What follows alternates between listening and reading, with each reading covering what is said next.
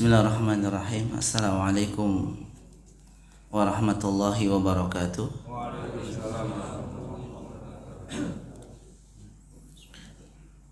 Alhamdulillah hamdan katsiran thayyiban mubarakan fi kama yuhibbu rabbuna wa yarda. Ashhadu an la ilaha illallah wahdahu la syarika lah wa ashhadu anna Muhammadan abduhu wa rasuluh. Allahumma salli ala Muhammadin wa ala ali Muhammad. Qala ta'ala a'udzu billahi minasyaitonir rajim. Ya ayyuhalladzina amanu taqullaha haqqa tuqatih wa la tamutunna illa wa antum muslimun. Wa qala يا أيها الذين آمنوا اتقوا الله وقولوا قولا سديدا يصلح لكم أعمالكم ويغفر لكم ذنوبكم ومن يطع الله ورسوله فقد فاز فوزا عظيما ثم أما بعد وقال نبي الله محمد صلى الله عليه وعلى آله وسلم فإن أصدق الحديث كتاب الله وخير الهدى هدى محمد صلى الله عليه وسلم وشر الأمور محدثاتها وكل محدثة بدعة وكل بدعة ضلالة. Segala puji bagi Allah Subhanahu wa taala, kita panjatkan kehadirat Allah Subhanahu wa taala. Alhamdulillah, di pagi yang mulia ini Allah Subhanahu wa taala mempertemukan kita kembali. Kita alhamdulillah masih berada di bulan Muharram ya Pak ya. Bulan Muharram, satu dari 4 bulan yang dimuliakan oleh Allah Subhanahu wa taala, satu dari bulan yang disucikan oleh Allah Subhanahu wa taala, sebagaimana Allah Subhanahu wa taala sebutkan dalam kitabnya yang mulia Al-Qur'anul Karim di surah Al-Taubah ayat 36. Allah Subhanahu wa taala berfirman, Inna iddata syuhuri indallah ithna asyara syahra fi kitabillahi yawma khalaqas samawati wal ard minha arba'atun hurum. Inna iddata syuhur indallah, sesungguhnya jumlah bilangan bulan-bulan di sisi Allah Subhanahu wa taala berjumlah ithna asyara. Berapa Bapak Ibu? 12. Sudah ahli bahasa Arab semua ya. Iya. Iya, subhanallah ya. Alhamdulillah, biiznillah, mudah-mudahan. Sesungguhnya jumlah bilangan bulan-bulan yang diciptakan Allah Subhanahu wa taala jumlahnya 12 bulan. Fi kitabillahi yauma khalaqas samawati wal ard. Bulan-bulan tersebut sudah ada ketentuannya di sisi Allah Subhanahu wa taala. Dan Allah Subhanahu wa taala menciptakan bulan-bulan tersebut ketika Allah menciptakan langit dan bumi ini. Jadi jauh sebelum kita diciptakan, bulan-bulan itu sudah ada. Minha arba'atun hurum. Dari 12 bulan yang Allah Subhanahu wa taala ciptakan tersebut, Allah sebutkan ada 4 bulan yang dinamakan Syahrul Hurum, bulan-bulan yang disucikan, bulan-bulan yang dimuliakan oleh Allah Subhanahu wa taala. Kenapa dinamakan bulan suci? Tentu selain dari bulan Ramadan. Bulan Ramadan memiliki keistimewaan tersendiri. Para ulama menjelaskan karena di bulan-bulan ini Allah Subhanahu wa taala melipat gandakan pahala amal kebaikan dan melipat gandakan dosa bagi yang bermaksiat di dalamnya. Karena kemuliaannya. Ini disebutkan oleh sebagian ulama, Qatadah dan selainnya. Bulan itu disebutkan oleh Nabi sallallahu alaihi wasallam dalam hadis diriwayatkan Imam Bukhari dan Imam Muslim dalam kitab sahihnya. Ya, salah satun mutawaliyatun, 3 bulan berturut-turut kata beliau sallallahu alaihi wasallam. Beliau merinci Dzulqa'dah wa Dzulhijjah wal Muharram. Satu lagi bulan Rajab Mudhar alladzi baina Jumada wa Sya'ban atau kama qala Nabi sallallahu alaihi wasallam. Yaitu bulan satu lagi adalah bulan Rajab Mudhar. Mudhar itu adalah suku di antara suku Quraisy yang mereka itu sangat memuliakan bulan Rajab yang terletak di antara bulan Jumadal Akhir dan bulan Sya'ban. Nah, bulan-bulan 4 bulan yang Allah sebutkan bulan haram itu salah satunya adalah bulan Muharram yang kita sedang berada di dalamnya. Dan bulan Muharram juga termasuk bulan yang dinisbatkan kepada Allah Subhanahu wa taala. Syahrullah, bulannya Allah. Ketika Nabi SAW bersabda, afdalus siyam ba'da Ramadan siyamu syahrullah al-Muharram atau kama qala Nabi SAW. Sebaik-baik puasa adalah sebaik-baik puasa setelah Ramadan adalah puasa yang dilaksanakan di bulannya Allah, yaitu bulan Muharram. Jadi bulan Muharram ini adalah bulan yang dinisbatkan kepada Allah Subhanahu wa taala. Ada sebagian penjelasan di antaranya Al-Imam As-Suyuti rahimahullah taala dan yang lainnya dinamakan Syahrullah, bulannya Allah, karena awalnya Muharram itu tidak ada. Maksudnya nama Muharram itu bukan, awalnya adalah Safarul Awwal. Namanya itu pertama Safarul Awwal, bulan Safar awal. Di Safar awal ada Safar Tsani. Namun kemudian ketika Islam datang, Safarul Awal ini diganti oleh Allah Subhanahu wa taala dengan nama yang Islami, yaitu Al-Muharram. Maka para ulama mengatakan karena Allah yang menamainya, maka dinisbatkan kepada dirinya Allah Azza wa Jalla. Tentu sudah ada penjelasan mengenai keutamaan bulan-bulan Muharram tersebut, bulan-bulan haram tersebut, dan di antaranya tadi disebutkan bulan-bulan dilipat gandakannya amal soleh. Masya Allah Pak ya. Maka mudah-mudahan di pagi yang mulai ini perjuangan Bapak dan Ibu untuk bersama-sama melaksanakan satu di antara sekian ibadah. Ini ibadah ya Bapak Ibu ya, yakni perintah Allah Subhanahu wa taala untuk menuntut ilmu syar'i. Sebagaimana Nabi sallallahu alaihi wasallam bersabda, "Talabul ilmi fariidatun ala kulli muslim."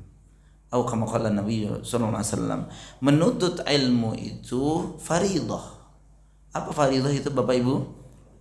Wajib. Bagi siapa? Ala kulli muslim, bagi setiap diri hamba yang menyatakan, mengikrarkan, mengatakan dirinya seorang muslim. Kok saya nggak disebut, ibu-ibu bilang nggak muslimah gitu ya? Justru kalau ditanya muslimah, kata para ulama, la aslalah, itu tidak ada asalnya. Maksud muslim di sini ya bapak-bapak dan ibu-ibu. Karena ada yang seorang kadang dai muslim wa muslimah. Kata para ulama hadis mengatakan tambahan muslimah itu la aslalah, tidak ada asalnya. Muslim ya kita laki-laki dan muslim perempuan. Begitu juga banyak keutamaan mengenai satu ibadah yang kita laksanakan ini. Masya Allah ya. Ya kayaknya saya baru menjumpai nih. Walaupun beberapa tempat saya sudah sering laksanakan, menemani teman-teman para jamaah untuk melaksanakan satu ibadah ini. Tapi kalau di sini agak lain Pak. Lainnya Pak, kalau habis salam nggak pada pulang. Mudah-mudahan yang pulang memang karena memang uzur ya Pak ya. Itu ya, uzur karena sakit perut gitu ya.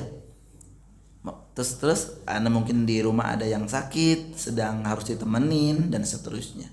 Tapi kalau tidak ada uzur, ya wallah alam bissawab ya. Oleh karena itu ada sebuah status yang kadang saya lihat itu ya menyinggung saya juga ya, gitu ya. Dudukmu di sadel nggak Pak? ya sadal sepeda ya itu lebih kuat dibanding duduk di majelis ilmu katanya. Berjam-jam tidak mengeluh, tapi kalau udah di majelis ilmu tuh geser sana, geser sini, lama banget Ustaz dia nggak ditutup-tutup seperti itu. Di status ya, bukan saya. Saya baca sendiri. Baik teman-teman, Bapak sekalian rahimakumullah, Bapak dan Ibu yang dirahmati Allah Subhanahu wa taala. Insyaallah di pagi yang mulia ini ya, saya menemani ya Pak ya. Jadi bukan saya memberikan tausiah. La wallahi demi Allah tidak. Karena sebagaimana tadi disampaikan di awal, materi yang kita sampaikan ini adalah untuk kita semua, untuk kita semua. Ya. Tidak ada orang yang selama hidupnya itu tidak ditimpa dengan musibah. Ada tidak Pak yang tidak pernah ditimpa oleh musibah? Tidak pernah ada. Bahkan Nabi kita Muhammad SAW pun beliau itu menerima musibah, ya, artinya diuji oleh Allah Subhanahu wa taala. Ya, menerima ujian dari Allah Subhanahu wa taala. Dan ini sebenarnya sudah ada dijelaskan oleh Allah Subhanahu wa taala di surat Al-Ankabut ayat 2 dan 3. Jadi tidak ada orang yang tidak akan diuji oleh Allah Subhanahu wa taala dengan musibah. Tidak ada. Ya. Maka disampaikan oleh Allah Subhanahu wa taala, a'udzubillahis samil alim minasyaitonir rajim. Ahasiban nasu ayyutraku ayyaqulu amanna wa hum la yuftanun. Walaqad fatanna alladhina min qablihim fala ya'lamanna Allahu alladhina sadaqu wala ya'lamannal kadhibin. Ahasiban nas ayutraku ayyaqulu amanna wa hum la yuftanun. Ini pertanyaan yang tidak perlu jawaban. Apakah manusia menyangka? Ya, apakah kalau ada apakah berarti kan itu pertanyaan ya Pak ya. Mereka menyangka manusia itu dibiarkan mengatakan amanna, aku beriman, wahum la yuftanun, kemudian mereka tidak akan pernah diuji. Ini pertanyaan tapi tidak perlu jawaban, ya. Yang jawabannya pasti sudah ada, pasti akan diuji oleh Allah Subhanahu wa taala. Ayat yang mulia ini para jamaah sekalian, Bapak dan Ibu yang dirahmati Allah Subhanahu wa taala, menunjukkan bahwa setiap diri hamba yang telah menyatakan, mengikrarkan, bersyahadat akan beriman kepada Allah Subhanahu wa taala, beriman kepada para malaikatnya, beriman kepada kitab-kitabnya, beriman kepada rasul-rasulnya, hari kiamat dan takdir Allah yang baik dan yang buruk, maka tidak mungkin mereka dibiarkan oleh Allah Subhanahu wa taala kecuali pasti akan diberikan ujian oleh Allah Subhanahu wa taala. Jadi harus selalu siap. Ya, harus selalu siap. Tidak bisa kita lari dari apa yang dinamakan dengan ujian, tidak mungkin. Tujuannya apa kaum muslimin, Bapak dan Ibu yang dirahmati Allah Subhanahu wa taala? Allah memberikan ujian kepada orang yang tadi mengatakan dan mengikrarkan dirinya beriman. Walaqad fatanna alladhina min qablihim. Allah Subhanahu wa taala melanjutkan firman-Nya, dan sungguh telah kami kata Allah berikan ujian pada orang-orang sebelum mereka. Dan ternyata ujian ini bukan hanya ya dalam di umat Nabi SAW saja, tidak, tapi sebelumnya juga itu telah Allah Subhanahu wa taala uji mereka, bagi mereka yang telah mengucapkan amantu billah, yang telah mengucapkan saya beriman kepada Allah Subhanahu wa taala. Yang tujuannya apa kaum muslimin? Fala ya'lamannallahu alladhina sadaqu wa la ya'lamannal kadhibin.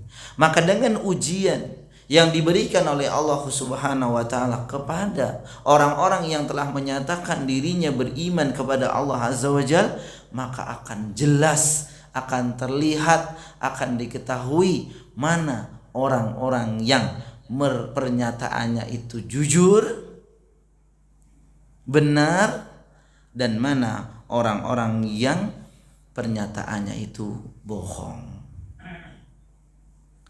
Jadi intinya adalah kaum muslimin rahimani wa rahimakumullah, ketika kita diuji oleh Allah Subhanahu wa taala, maka itu akan terlihat dari kita benar atau tidak kita itu mengatakan beriman.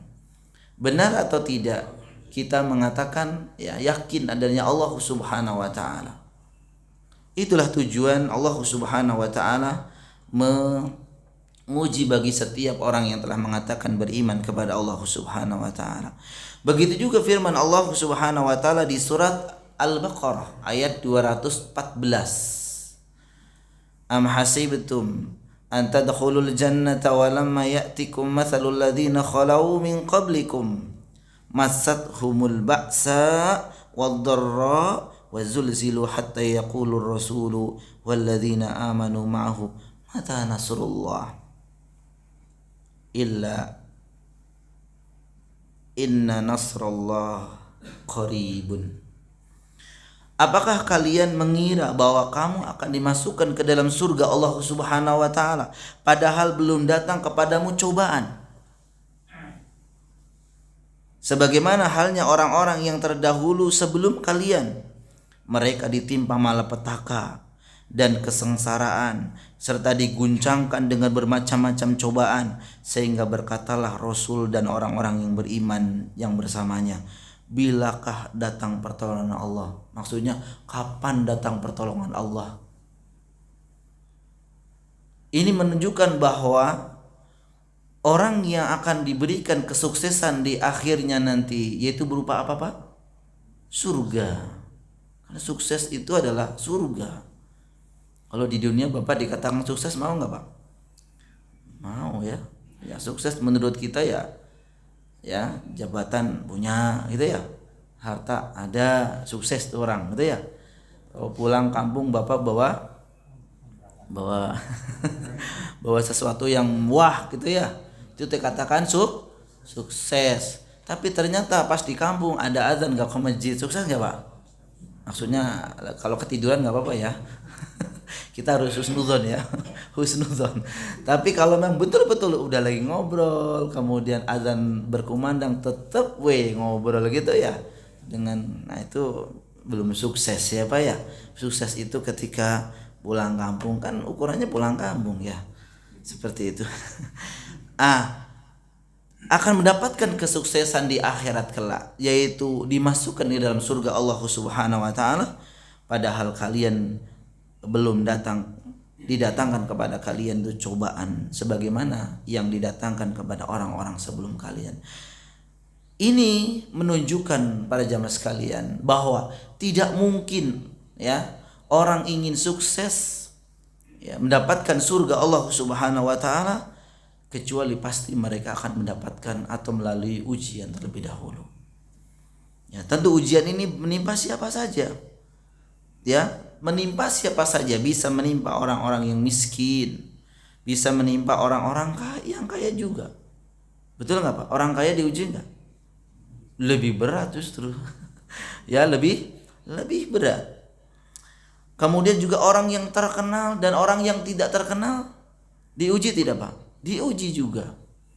Makanya kadang kalau kita ketemu orang yang terkenal, senyumnya Masya Allah ya, kayaknya nggak ada beban gitu ya. Ya kalau lagi ketemu Bapak, tapi kalau udah ke rumah, wah ya rambut acak-acakan ya. Karena sebagaimana Nabi SAW sampaikan sebenarnya al-jaza min jinsil alamat. Ibarat begini Pak, ketika ada bapak misalkan ya, udah bekerja bertahun-tahun di sebuah perusahaan, gajinya misalkan 35 juta misal ya. Misal nggak Pak? 35 juta, ada tawaran dari teman Bapak, yuk kerja di perusahaan saya 65 juta. Nah, bilang sama istri, kira-kira setuju nggak istri? Setuju banget ya, setuju banget, setuju. Tapi siap-siaplah ketika Bapak ingin gajinya 65 juta, tentu pekerjaannya akan lebih berat. Benar nggak Pak? Ibu mah di rumah aja ya, ATM-nya pegang ya. Bapak yang uring-uringan kan, ternyata berangkatnya sebelum subuh, pulangnya bahkan nggak pulang, Ya, masya Allah. Makanya orang Arab nih Pak, kalau diceritakan sama kita, ya, bagaimana keadaan orang Indonesia ketika bekerja? Kharaja ya, minal baiti qabla subuh. Masya Allah kata mereka. Keluar dari rumahnya sebelum subuh. Mata yarji? Kapan beliau pulang? Ba'da salatul isya. Wah, ilaha illallah kata sampai gitu. Ba'da salat isya. La ilaha illallah. Tuh orang Arab kalau diceritain nggak percaya, tapi memang kejadian seperti itu. Ya, mudah-mudahan bukan bapak ya. Ini buktinya subuh masih di sini, alhamdulillah ya. Tapi hari Ahad ternyata ya. Nah, seorang ustadz atau bukan ustadz akan diuji, benar nggak Bang? Bahkan ujiannya seorang ustadz itu beratnya minta ampun. Karena memang ketika Nabi SAW ditanya tentang siapakah manusia di permukaan bumi ini yang paling berat mendapatkan musibah atau ujian, beliau mengatakan al-anbiya. Yang paling pertama adalah para nabi. Ujiannya berat Pak. Makanya ini bagian dari ibroh kita. Sebagian ulama mengatakan kalau kita sedang mendapatkan musibah, ingat musibah yang diterima oleh Nabi. Beratnya yang diterima, ujian yang diterima oleh Nabi SAW, maka kita akan lebih tenang. Jadi jangan lihat bawah, lihat atas. Tidak akan terlepas dari ujian para jamaah sekalian rahimahullah. Baik laki-laki maupun wanita pun akan dapat. Oleh karena itu jangan mengira ya ujian hanya pada orang-orang miskin, enggak. Para raja ya, kita kan raja walaupun di sini nggak ada raja ya Pak, pun akan mendapatkan ujian. Maka inilah sifat adilnya Allah Subhanahu wa taala. Sifat adilnya Allah Subhanahu wa taala. Semua orang yang menyatakan dirinya beriman kepada Allah Azza wa Jal, baik miskin, kaya, orang biasa atau orang yang memiliki kemuliaan di dunia ini akan diuji oleh Allah Subhanahu wa taala. Ujian pasti ada sebabnya. Ya. Baik, ujian itu bukan hanya keburukan saja. Ujian itu bukan hanya keburukan saja. Jadi jangan mengira, dan memang banyak dikira kalau lagi kena keburukan baru aku lagi diuji nih Ustaz. Tapi kalau lagi kaya raya, lagi enak, dia tidak mengatakan saya lagi diuji. Benar nggak Pak? Jadi ujian itu kita identik dengan keburukan saja. Sebenarnya tidak para jamaah sekalian rahimakumullah. Allah Subhanahu wa taala mencantumkan dalam ayatnya bahwa ujian Allah datang itu bisa berupa keburukan, bisa berupa kebaikan. Ya, bisa berupa kebaikan juga. Yang ini tujuannya adalah sebagai cobaan, sebagai ujian bagi dirinya.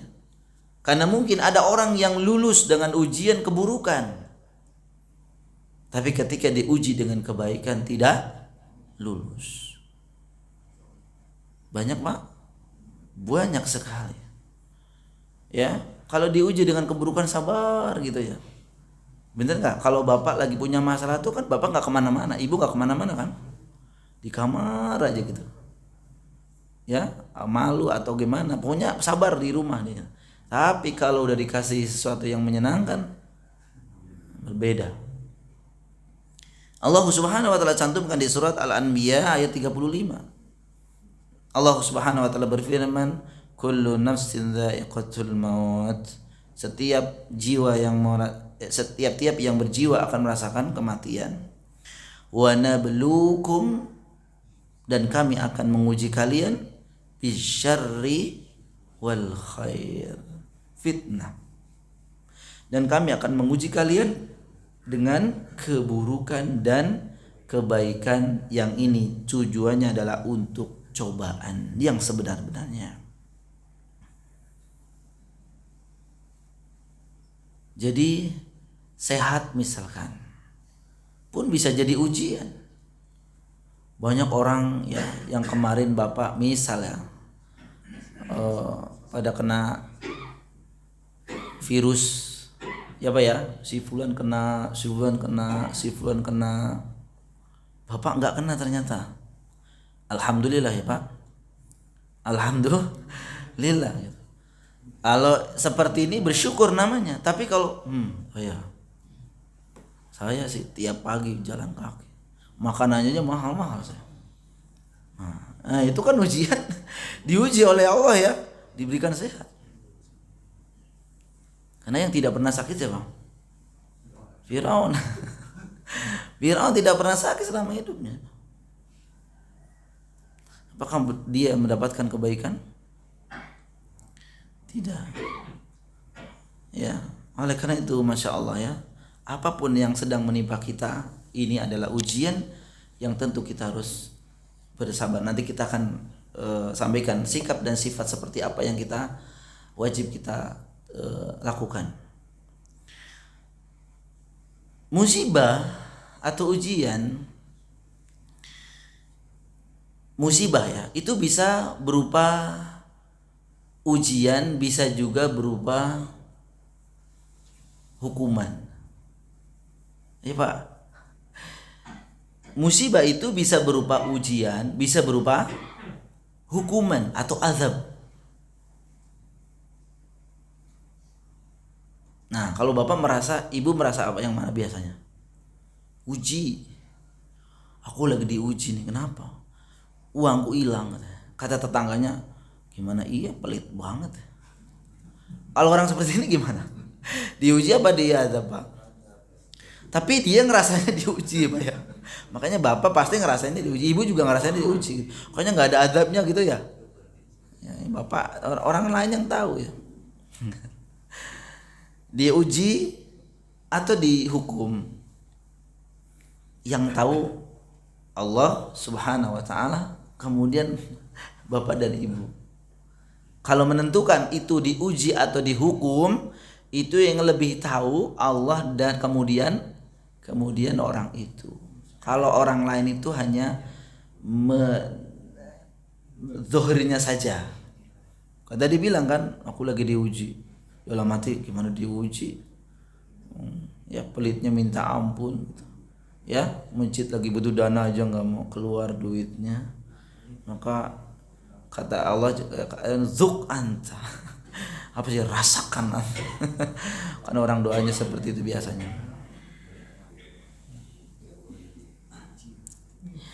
Namun musibah itu datangnya, berjam sekalian, itu ada satu sebab, ya, satu sebab, yaitu musibah yang didatangkan oleh Allah Subhanahu wa taala untuk menimpa manusia itu dikarenakan karena dosa dan kemaksiatan.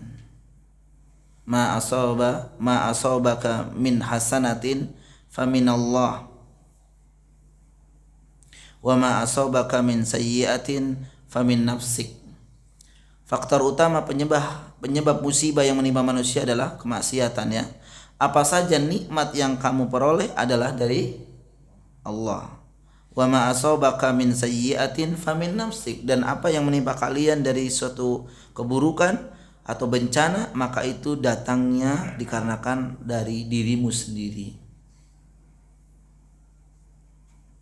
Imam Qatadah mengatakan kalau yang menerima sayyi'ah, keburukan, maka beliau mengatakan itu sebagai hukuman bagi anak Adam disebabkan karena dosa-dosanya. Dan ini ditegaskan oleh Allah Subhanahu wa taala di surat apa? Asy-Syura ayat 30. Wa ma asabakum min musibatin bima kasabat aydikum wa ya'fu an katsir. Dan apa saja musibah yang menimpa kalian itu disebabkan karena apa? Bima kasabat aydikum, karena perbuatan tangan-tangan kalian. Dan tentu Allah memaafkan sebagian besar dari kesalahan-kesalahannya. Ya. Al-Imam Ibnu Katsir rahimahullah taala ketika menafsirkan ayat Asy-Syura tadi ya, wa ma asabakum min musibatin fa bima kasabat aydikum wa ya'fu an katsir, beliau mengatakan musibah-musibah apa saja yang menerima atau menimpa kalian ya wahai anak Adam, itu hanyalah karena keburukan-keburukan yang telah kalian lakukan. Dan namun Allah memaafkan sebagian besar, yaitu dari kesalahan-kesalahan yang tidak terbalas kesalahan-kesalahan kalian itu. Bahkan Allah akan memaafkannya, subhanallah. Di ayat yang lain di surat Rum ayat 41, zaharal fasadu fil barri wal bahri bima kasabat aydin nas. Telah nampak kerusakan di daratan dan di lautan, semua itu karena perbuatan tangan-tangan manusia. Intinya ini dalil-dalil para jamaah sekalian, ibu dan bapak yang dirahmati Allah Subhanahu wa taala, itu tidaklah musibah datang itu kecuali ada sebab karena dosa-dosa kita. Nah, ini pun sebagai ibrah bagi kita ya teman-teman, bapak sekalian rahimakumullah. Ketika kita mendapatkan musibah itu, maka sifat di antara kita harus suudzon kepada diri kita. Suudzon artinya apa? Prasangka buruk kepada diri kita, wa husnudzon kepada Allah azza wajalla. Jadi balik, jangan dibalik, suudzon kepada Allah, husnudzon kepada diri kita. Aku nggak ngapa-ngapain kok ya Allah, kenapa saya dikasih sakit begini? Nggak mungkin, ya nggak mungkin Allah memberikan musibah tanpa ada sebab. Maka suudzon pada diri kita, ya Allah apa yang saya lakukan, ya Allah kok bisa saya diterima begini. Nah itu kan, oh ternyata kemarin saya mengambil uang kantor belum dikembalikan ya. Akhirnya apa? Istighfar, astagfirullah wa atubu ilaih, astagfirullah wa atubu ilaih. Akhirnya dikembalikan dan bertobat kepada Allah. Nah husnudzon kepada Allah, nah kebaikan bagi kita dari Allah memperingatkan demikian, ya diperingatkan oleh Allah demikian. Ini juga kalau benar ya Pak, dicari-cari nggak ada, enggak kok ya Allah, nggak ada kok ya Allah, nggak ada. Tapi walaupun memang ini nggak pede, walaupun nggak ketemu nggak pede, enggak kok saya orangnya alim kok, saya orang soleh kok bisa kayak begini ya. Tuh bapak udah angkuh duluan, ujub duluan. Tapi misalkan dicari-cari, ya Allah apa ya Allah, aku mohon. Makanya ada doa, ya Allah kalau memang saya salah ya Allah ampunilah aku. Karena kita kan sifatnya pelupa ya Pak, ya sifatnya apa? Pelupa. Makanya kemarin ketika puasa apa namanya? Puasa Asyura ya Pak. Kan Nabi su'ila an saumi Asyura. Nabi SAW ditanya tentang puasa Asyura, yukaffiru as-sanah, yaitu menghapus dosa-dosa setahun yang lalu. Ada yang nyeletuk, ya setahun dikit sini. Jangan ke setahun, sehari aja dosanya banyak banget. Gitu ya Pak ya. Sampai lupa kan, coba Pak. Kecuali Bapak di Facebook setahun yang lalu muncul lagi, cing, gitu ya. Saya pernah share begini, Bapak kan sampai lupa tuh. Sampai lupa karena sehari bisa nge-share upload apa namanya? Upload status itu bisa 10 kali. Ya gimana gak lupa? Ya, tahu-tahu kan gini, setahun yang lalu saya upload begini. Kayaknya nggak bayangin dia tulisnya. Kata-katanya nggak bagus. Nah, kan Bapak baru ngerasa sekarang kan? Iya nih nyinggung si fulan dulu kayaknya nih. Itu kok bilang setahun sedikit. Ya, jangankan setahun, sehari, 2 hari, 3 hari, seminggu, sebulan aja kita udah, ya Allah. Sifatnya pelupa, maka mungkin itu lupa, dosa-dosa yang belum sempat bertaubat, maka ya Allah aku lupa ya Allah. Kalau memang ada dosa yang belum sempat saya bertaubat kepadamu ya Allah. Nah itu kebaikan bagi kita demikian. Karena jujur aja kalau kita diberikan sehat, taubat kita itu jarang, benar nggak Pak? Kalau lagi diberikan sehat itu lupa, itu udah tingkat apa namanya, udah orang ya manusia seperti itu. Kalau udah dikasih yang keseneng-seneng itu lupa. Ya disebutkan di surat Al-Fajr, wa amma apa tuh? Wa ammal insanu idza mabtalahu apa? Rabbuhu fa akramahu wa na'amahu fayaqulu rabbi akraman. No, Allah memulihkan saya. Tapi kalau diberikan apa? Sebaliknya mereka mengatakan Allah itu lagi memberikan, menghinakan. Itulah manusia. Maka mungkin Allah sayang kepada kita dengan cara apa? Dengan cara diberikan cobaan. Karena memang Allah Subhanahu wa taala disebutkan oleh Nabi SAW dalam hadis yang diriwayatkan Imam Tirmidzi, wa innallaha idza ahabba qauman ibtalahum. Jadi ketika Allah Subhanahu wa taala mencintai seseorang, suka kepada seseorang, mencintai seseorang, memuliakan seseorang, itu diberikan apa? Ujian. Diberikan ujian. Diperhatikan artinya ya Pak ya. Kalau bapak memperhatikan, coba ada anak dua nih bapak misalkan atau ibu ya. Ini anak bandel banget nih yang satu, faliyuzubillah ya. Ini anak nurut. Bapak lebih kemana biasanya? Nurut, diperhatiin gitu kan. Ini biasanya gak diturunin, terserah kamu mau kemana. Itu kan berarti bapak udah bukan gak sayang. Artinya beda lah dengan yang satu ini. Orang sayang tuh justru apa? Diperhatikan. Dengan cara apa? Diuji oleh Allah Subhanahu wa taala. Wa innallaha idza ahabba qauman ibtalahum. Allah pasti akan menguji kalau Allah cinta, Pak.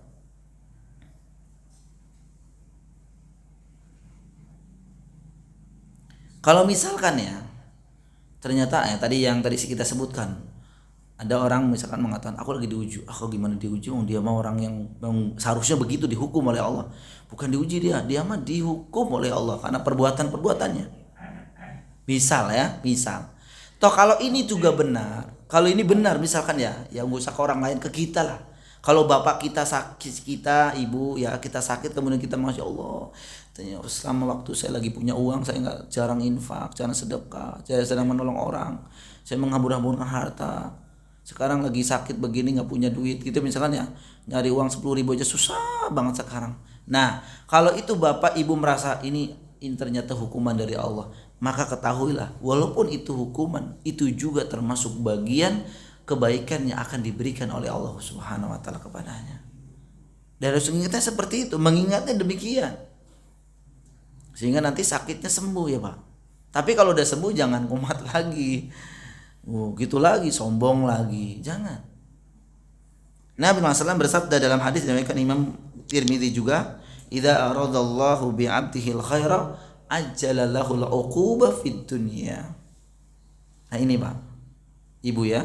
Sesungguhnya idza aradallah, jika Allah mengendaki bi'abdihi dengan hamba-hambanya itu al-khaira, kebaikan, jika Allah mengendaki kebaikan pada setiap hambanya, apa buktinya para jamaah sekalian? Ajjala lahu al-uquba fid dunya, yaitu akan disegerakan azabnya di dunia. Lebih enak kan Pak? Kalau kita merasakan bagaimana kalau itu ditunda di hari kiamat kelak, faliyuzubillah. Jadi tanda kebaikan seseorang justru ketika orang mendapatkan musibah, azab berupa azab atau berupa ini, dan kemudian memang itu betul karena kemaksiatan dia, ketahuilah itu bagian dari kasih sayang Allah juga, yaitu mempercepat Allah Subhanahu wa taala hukuman bagi dia. Makanya misalnya ada orang nih sudah bekerja gitu ya Pak, sehat itu, pas di masa pensiunnya justru dia sakit. Bahkan sakitnya itu sampai datang kepada kematian. Ada nggak? Banyak. Bapak sering bilang ini, iyalah pantas dia mah korupsinya aja masya Allah.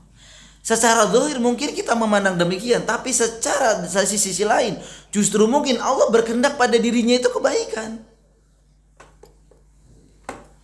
Kebaikan. Kenapa? Karena kemungkinan ya nanti sebenarnya kalau panjang waktunya ada beberapa manfaat keistimewaan bagi orang diberikan musibah. Di antaranya adalah menghapus dosanya. Barangkali Allah memuliakan dia dengan dosa-dosanya yang pernah dia lakukan, dimuliakan dengan dihapuskan. Caranya Allah dengan apa? Dikasih sakit, musibah.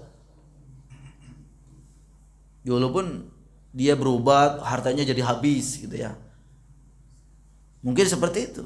Tapi ternyata dia ridho, ya Allah dulu aku bermaksiat waktu muda saya ya Allah. Maka saya ridho ya Allah, sekarang saya diginiin. Tapi saya mohon ya Allah, setelah ini ya Allah, kalau memang saya wafatkan dengan keadaan seperti ini, masukkan aku ke dalam surgamu ya Allah. Mungkin saja seperti itu dia berdoanya Pak ya. Makanya ketika secara zahir kita bilang, oh ya pantas dia mau orang muda, mudanya aja begitu. Jangan. Justru dia mungkin dikehendaki oleh Allah kebaikan, meninggalnya dalam keadaan bertaubat dan kemudian telah habis hilang dosa-dosa yang dilakukan. Mulia dia. Nah kalau kita yang masih diberikan sehat pada hari ini, taubat itu pelit. Taubat itu apa? Jarang berdoa, ya astagfirullah wa atubu ilaih, banyak berdoa meminta ampun itu jarang. Seperti itu. Wa idza arada Allahu bi 'abdihi syarr amsaka anhu bi dzambihi hatta yuwaffa bihi yaumal qiyamah. Jika Allah menghendaki ya kejelekan padanya, maka Allah akan mengakhirkan balasan atas dosa yang ia perbuat yang akan ditunaikan di hari kiamat kelak. Jangan minta, Pak. Bukan minta juga diazab di sini. Intinya diampuni, jangan diazab. Faliyuzubillah.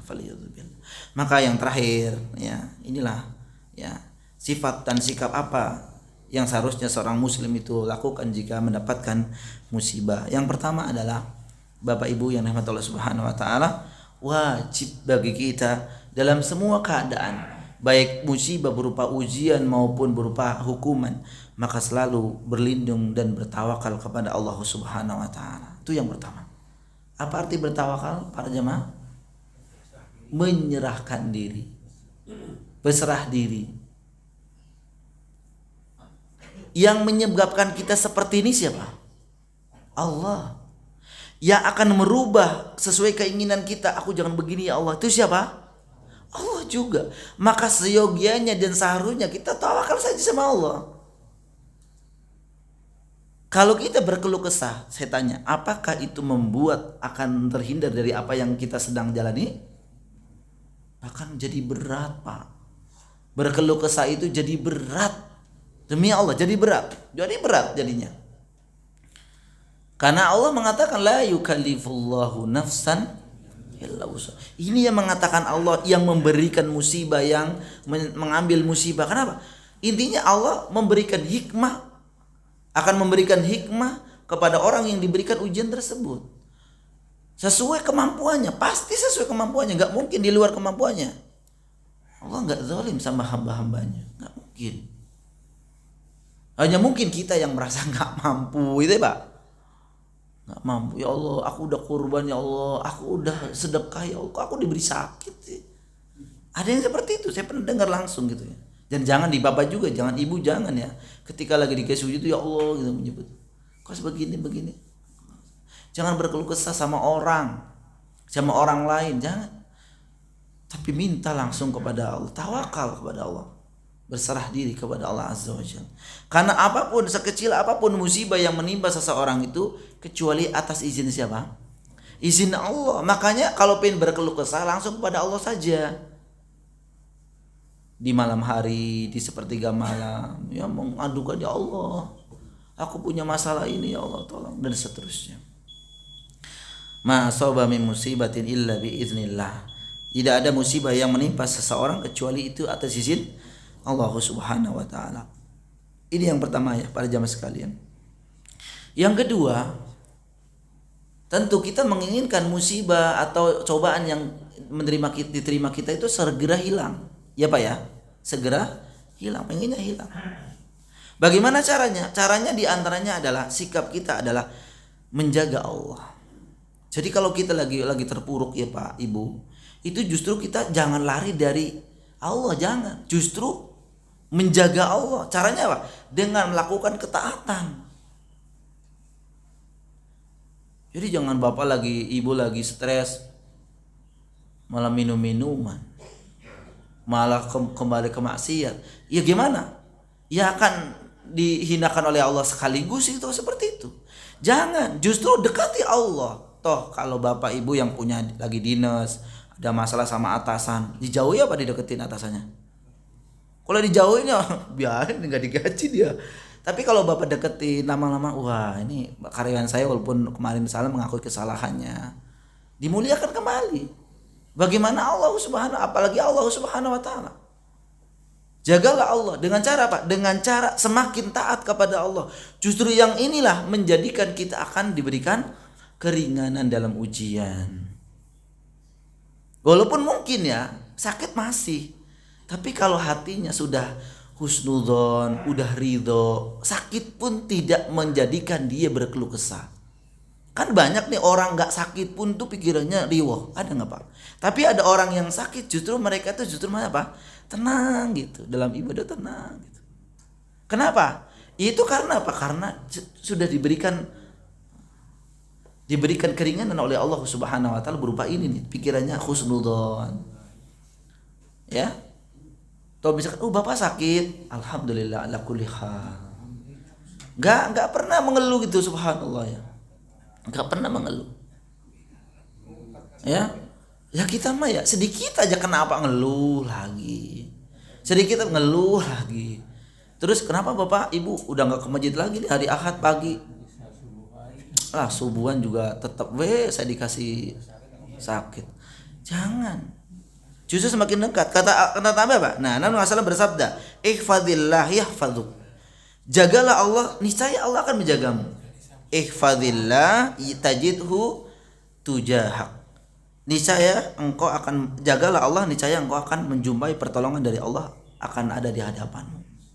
Subhanallah. Jadi semakin kita taat ketika kita lagi musibah, justru akan mendatangkan apa? Pertolongan dari Allah Subhanahu wa taala.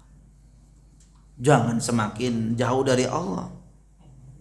Nah, ini kebalik. Yang ketiga, tetap apapun yang menimpa kita harus iringi dengan ikhtiar untuk menghindari musibah. Harus ada ikhtiar. Sakit, Pak berobat, tak juga Allah sembuhin. Jangan. Datang tapi ke dokter ya, jangan ke dukun ya. Tuang apalagi pakai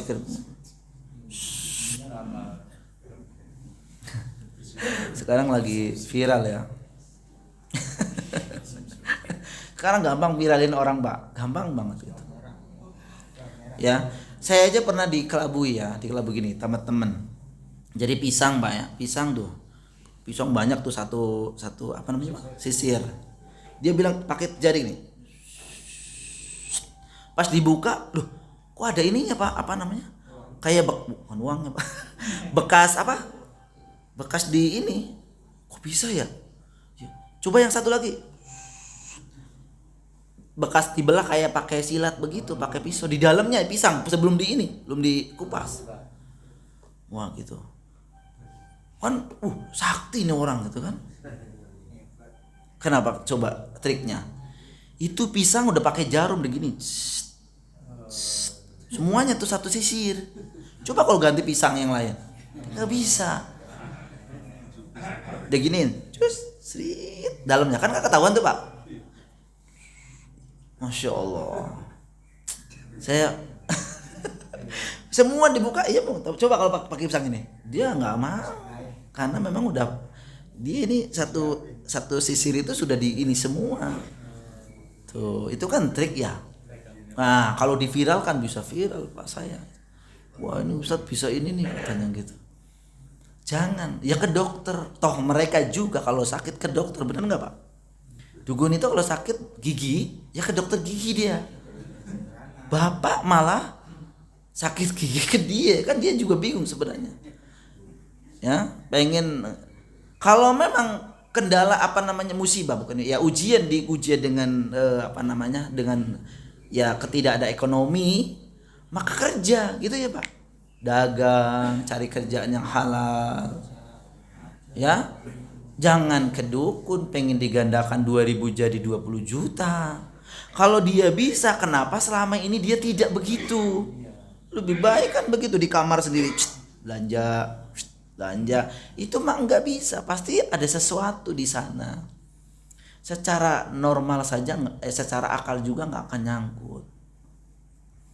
Makanya banyak inilah ya, parabola. Artinya apa Pak? Parabola. Bapak punya parabola? Parabola itu maksudnya setengah bola. Pas paranormal?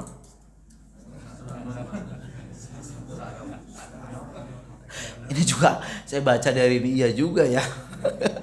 Parabola kan setengah bola ya, paranormal setengah roh. Kenapa didatengin gitu loh?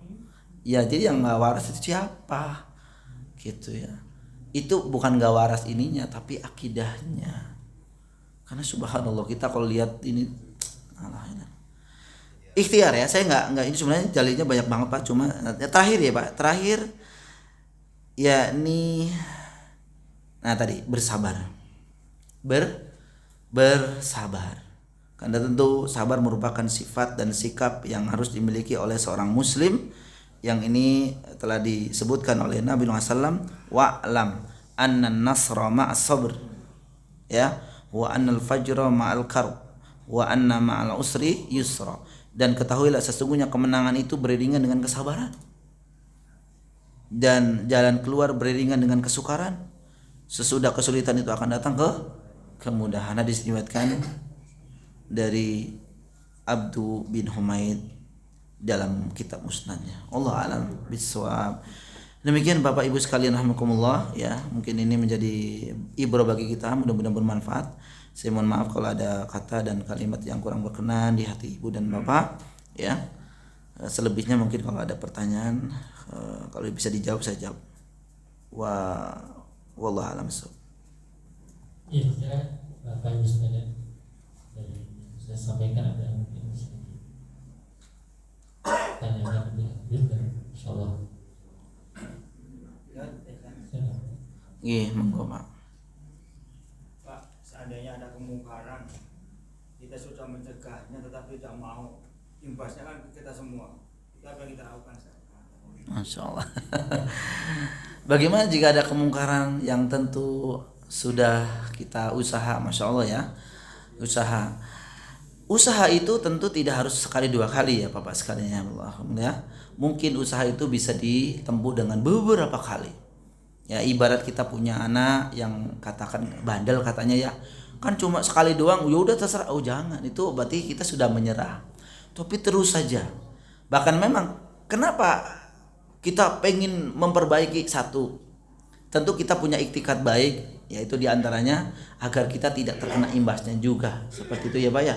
Karena memang Allah juga mewanti-wanti ya, hendaklah kalian khawatir azab yang diturunkan merata. Ya adab yang diturunkan merata gitu. Ya maka berusaha untuk saling menasehati ya, saling memperbaiki. Oh di anak ini. Maka mungkin ketika belum hilang ya, belum hilang, mungkin dari trik-trik kita yang belum pas gitu ya Pak.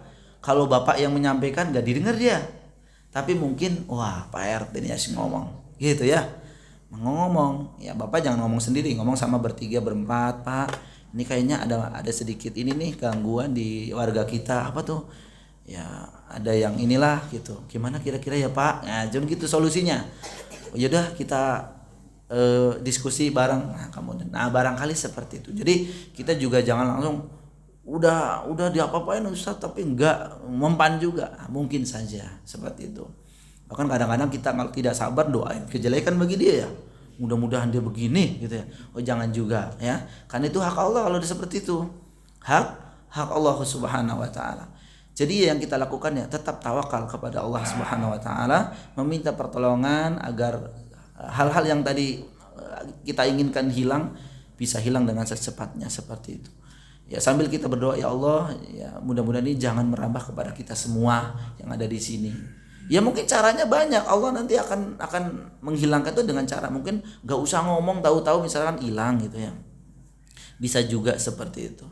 Jadi tetap ya kita harus husnudzon kepada Allah Subhanahu wa taala ketika ada sesuatu. Ya ibarat begini aja, saya kembalikan, kalau memang itu musibah itu kepada kita udah berusaha tapi belum juga sakitnya hilang gitu. Kita kenapa kira-kira? Apa harus keluh kesah? Enggak juga. Tetap usaha meminta pertolongan kepada Allah Subhanahu wa taala, yang tadi juga husnudzon, barangkali ini adalah sesuatu yang baik.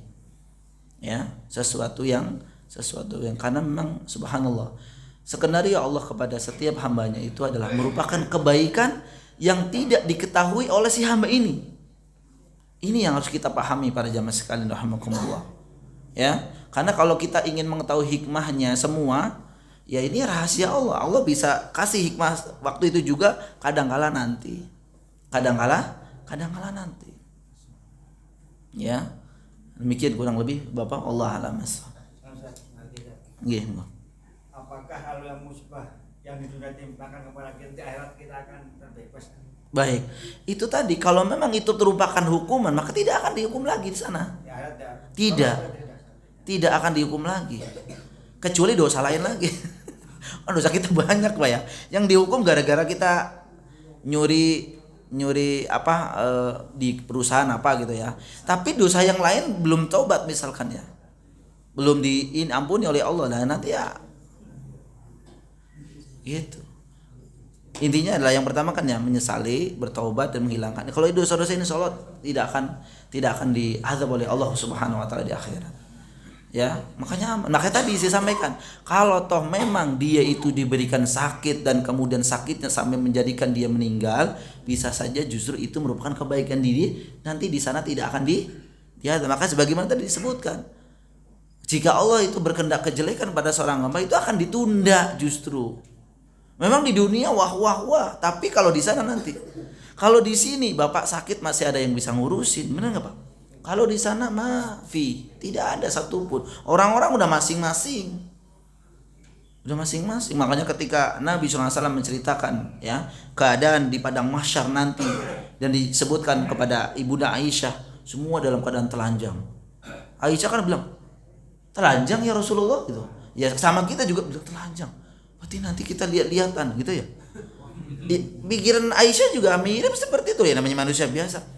Maka Nabi ya firman mengatakan, wah jangan mikir seperti itu. Hari itu adalah hari yang sangat mencekam, penuh dengan kekhawatiran. Udah buru-buru ngeliatin sebelahnya, itu udah berharap bagaimana, pengen selamat. Tapi nggak ada yang bisa dijadikan karena dia sendiri semua sendiri.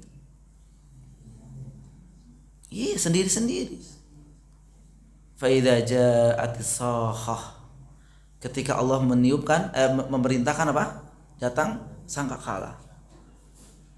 Faidza ja'atis sakhah tuma yauma yafirrul mar'u min akhihi wa ummihi wa abihi wa sahibatihi wa banihi. Itu kan ibu lari dari anaknya lari dari orang tuanya, saudaranya lari. Gak ada yang tolong aku, gak bisa. Udah nafsi sendiri-sendiri. Udah nggak ada pertolongan. Yang mungkin ya sekarang mungkin Bapak berteman dengan teman-teman, wah maunya join banget lah. Ada masalah saya bantu, saya ada masalah dia bantu saya. Nanti nggak ada seperti itu, nggak ada. Udah sendiri Bapak sekalian rahmatullah. Maka dengan demikian, sekarang kalau udah ini, ayo kita pikirkan bersama-sama kebaikan bagi diri kita pribadi dan keluarga kita terutama, agar kita nanti terhindar dari hal-hal yang demikian. Demikianlah, Allah a'lam bishawab.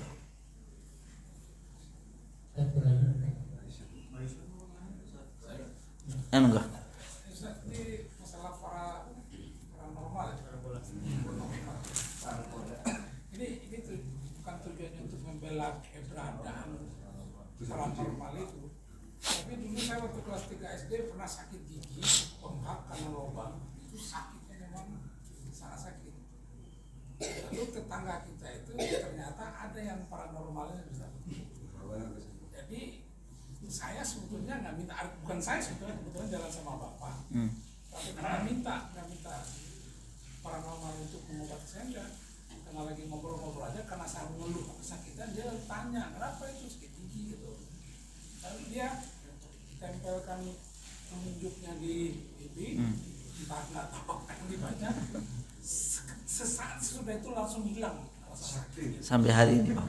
Itu kayak sakit. Sampai ini saya masih ingat. Nah yang saya maksud itu hukumnya bagaimana? Baik. Kan kita tidak Minta, masya Allah ya. Apa namanya, keinginan dari beliau sendiri ya itu. Baik. Mudah-mudahan maafkan ya Pak. Jadi mungkin ini, misal ya, saya analogikan satu lagi misalkan Bapak tadi gitu. Satu lagi misalkan sakit Gigi lah, sama lah sakit gigi. Tapi sakit giginya itu bolong ya. Sakit gigi bolong. Ada yang mengatakan ditetesin apa Pak? Getah Kamboja ya. Tapi jadi bolong begitu ya. Jadi rapuh lah gitu ya. Jadi rapuh, ditetesin apa? Getah Kamboja jadi rapuh. Justru maksudnya jadi malah sembuhnya sakit kita juga, tapi nanti sebenarnya ada efek lagi. Ada efek lagi gitu. Terus ada misalkan ke dokter, ternyata dokter bilang ya pakai obat ini dan kemudian ini. Nah, kira-kira Bapak pilih yang mana? Sebenarnya pasti yang ada nggak ada efeknya ya. Artinya gini, karena gini, ini pembicaraan ini panjang sebenarnya Pak tentang masalah nyangkut di masalah akidah ya Pak ya. Tapi saya kembalikan kepada pertanyaan Bapak, kalau memang itu bukan kemauan Bapak ya kita mohon ampun, karena memang kalau dukun itu secara jelas Nabi mengatakan apa? Nabi SAW mengatakan apa? Man ata kahinan fasa'ala an syai'in lam tuqbal salatahu arba'ina yauman. Barang siapa yang mendatangi dukun dan kemudian bertanya sesuatu kepadanya, biasanya nih bertanya kepadanya sesuatu itu sesuatu yang memang yang berkaitan dengan ghaib lah. Biasanya ya Pak ya. Berkaitan dengan yang ghaib, ternyata tentang jodoh, rizki, ya seperti itu. Bertanya saja demikian, kata Nabi apa? Lam tuqbal salatahu arba'ina yauman atau kama qala. Nabi SAW tidak diterima amal sholatnya 40 hari 40 malam. Di riwayat lain, man ata arrafan fatasaddaqa bima yaqul faqad kafara bima unzila ala Muhammadin sallallahu alaihi wasallam. Barang siapa yang mendatangi kahin atau arraf, ya orang dianggap tahu lah. Arraf itu orang yang dianggap tahu, ya orang pinter kalau bahasa kita gitu. Pinternya di sini pinter yang masalah itu tadi. Ya. Dan membenarkan apa yang dikatakannya, fatasaddaqa bima yaqul, dia jawab apa nih? Oh Bapak itu harus pindahin tuh mejanya, jangan di ruang tamu, jangan di situ, itu pindah di sini. Nah itu terus dipercayai, yaudah kita laksain. Maka kata Nabi dia telah kufur dengan apa yang diturunkan oleh Allah Subhanahu Wa Taala kepada Nabinya Muhammad SAW, itu bahwa perkara ghaib itu hanya Allah yang tahu. Jadi kalau memang itu benar, sebenarnya tidak boleh. Tapi kasusnya Bapak mungkin diajak sama Bapak. Atau yang dulu lah, saya juga pas waktu sunat diajak ke kuburan ya, saya dulu. Bapak enggak? Iya enggak? Iya ya, diajak ke kuburan karena kita kan nggak tahu ya diajak kemana. Terus kemudian pakai bara-bara itu, pakai yang pancung kelapa ya, saya buat main-main tuh justru tuh. Mana ininya ini gitu. Saya ya main-main sebagai anak. Namun kalau memang diniatkan, nah ini yang tadi kena dalil yang tadi. Tapi kalau memang nggak tahu, mudah-mudahan dimaafkan oleh Allah Subhanahu Wa Taala, karena kalau memang itu benar bahwa itu merupakan dukun, maka tidak boleh dimintai. Kok bisa? Nih ya, memang bisa mereka Pak. Ya, jangankan masalah sulap-sulap begitu yang membohongi, yang begitu iya bisa. Kenapa? Ada bantuan dari syaitan atau jin. Iya, bantuan dari jin. Ya, disembuhkan, diberikan kemampuan oleh Allah Subhanahu Wa Taala untuk menyembuhkannya. Jadi sebenarnya kalau Bapak ya pertanyaannya misalnya masalah kok bisa? Ya memang bisa. Bisa ya Pak ya. Yang misalkan kayak terbang bisa nggak? Ada kan? Ada terbang karena memang sihir, mereka memang berbuat sihir ya. Jadi paranormal atau dukun itu memang sudah ada sejak pada zaman Nabi pun udah ada. Dulu pernah ada juga banyak seperti itu mereka. Nabi SAW itu disihir oleh siapa? Oleh orang Yahudi. Ya, Nabi juga pernah kena sihir. Itu kan dukun juga. Di surat Al-Falaq, di surat An-Nas, di surat Al-Falaq, surat An-Nas itu kan A'udzubillahi minasyaitonirrajim. Qul a'udzu birabbil falaq min syarri ma khalaq wa min syarri ghasiqin idza waqab wa min syarrin naffatsati fil 'uqad. Itu kan perbuatan-perbuatan dukun itu, Pak.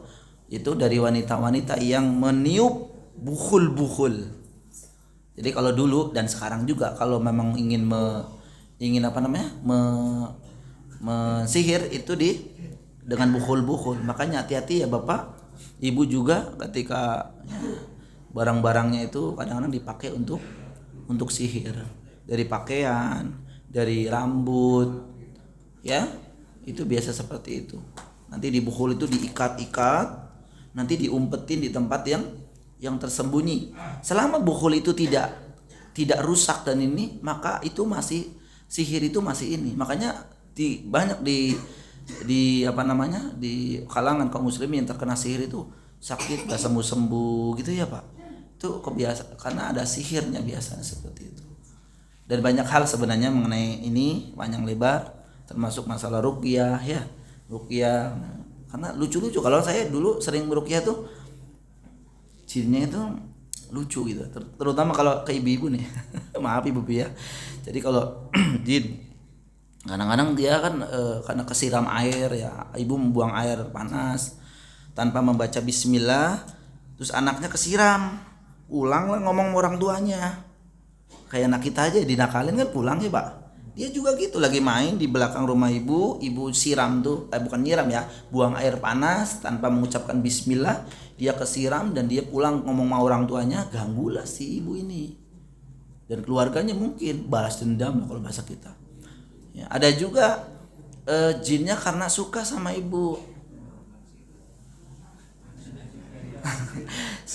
Saya pernah ya Pak ya, pas meruqyah dulu ya, sekarang mah enggak. Kenapa kamu nempel di ibu ini? Habis ibu ini cantik sih, habis ibu ini bayain dulu sih. Kenapa? Kalau keluar dandan loh. Begitu Pak, serius. Iya, jadi kalau ibu keluar jangan terlalu dalam molek-molek. Bukan nama orang, jin yang mengikuti ibu. Ya, itu ternyata. Dan di dalamnya maaf ya Pak, ada gambar-gambar caleg. Saya bilang juga, aduh ini gambar calegnya ganteng sih memang ya, kayak orang India gitu. Di tahun berapa sih waktu pemilu dulu Pak? 2000 apa? Iya 2019an mungkin. Enggak, yang dulu banget Pak. Ya mungkin ya. Ya itu dipasang-pasang di rumah-rumahnya tuh gambar-gambar caleg, memang dia tim sukses kali. Saya bilang maaf, suaminya belum pulang. Suaminya masih, karena malam-malam masih dalam perjalanan pulang. Ini mengakibatkan jin-jin ini. Sobek-sobekin saya gitu ya. Dan subhanallah sampai 2-3 jaman itu enggak keluar-keluar. Akhirnya ya saya minta bantuan sama teman untuk meruqyah dari jarak jauh pakai HP. Alhamdulillah sampai hari ini tidak kedengaran lagi dia ini. Demikian Bapak Ibu sekalian rahimakumullah alam bisawab ya. Ini bagian cerita tentang akidah ya, tentang ruqyah, dan itu menarik juga sih sebenarnya, tapi ya mungkin ada kesempatan yang lain insyaallah kita akan sampaikan dan kita bersama-sama kita jelaskan. Saya akhiri Bapak sekalian ya, mudah-mudahan apa yang kita sampaikan bermanfaat. Dan saya mohon maaf kalau ada kesalahan, kalau memang benar itu dari Allah, kalau salah itu dari kebohongan saya pribadi. Saya ucapkan subhanakallahumma bihamdika asyhadu an la ilaha illa anta astaghfiruka wa atubu ilaik. Assalamualaikum warahmatullahi wabarakatuh.